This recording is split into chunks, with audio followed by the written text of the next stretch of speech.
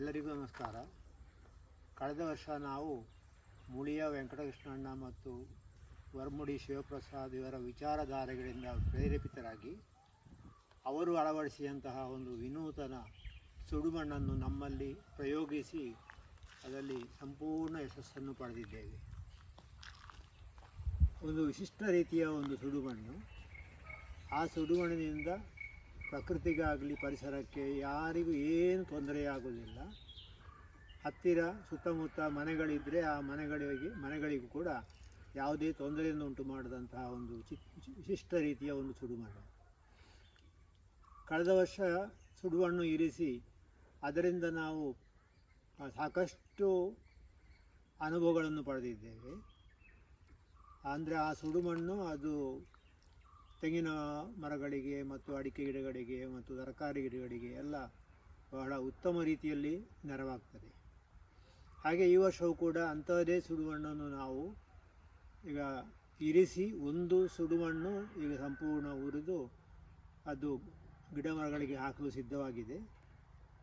ಇನ್ನೊಂದು ಸುಡುಮಣ್ಣು ಈಗ ಕೊನೆಯ ಹಂತದಲ್ಲಿದೆ. ಅಂದರೆ ಎಲ್ಲ ಅದಕ್ಕೆ ಹಾಕುವಂಥ ಕಸಗಡ್ಡೆಗಳನ್ನು ಎಲ್ಲ ಅದಕ್ಕೆ ಹಾಕಿ ಈ ದಿನ ಸಂಜೆ ನಾವು ಅದಕ್ಕೆ ಬೆಂಕಿ ಕೊಡುವರಿದ್ದೇವೆ. ಬೆಂಕಿ ಕೊಟ್ಟು ಅದು ಸಂಪೂರ್ಣ ಉರಿದ ಮೇಲೆ ಅದನ್ನು ನಾವು ಬೇರೆ ಬೇರೆ ರೀತಿಯಲ್ಲಿ ಉಪಯೋಗಿಸ್ತೇವೆ.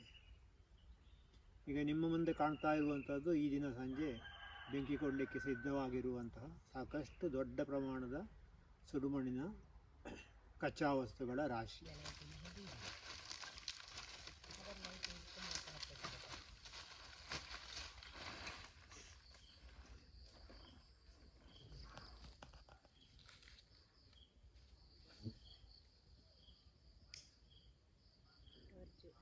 ಹೋಗಿ ಹಿಡಿ ಅದು ಸುದರ್ಶನದಲ್ಲಿ ಹೋಗಿ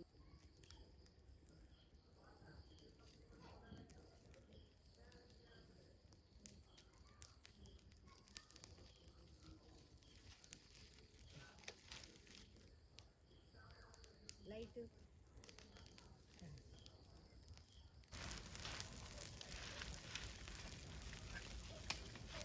ಕ್ಯಾಂಪ್ ಫೈರ್ ಮಾಡ್ಲಕ್ಕ ನಾವು ಅಲ್ಲ ಕ್ಯಾಂಪ್ ಫೈರ್ ಅಲ್ಲ.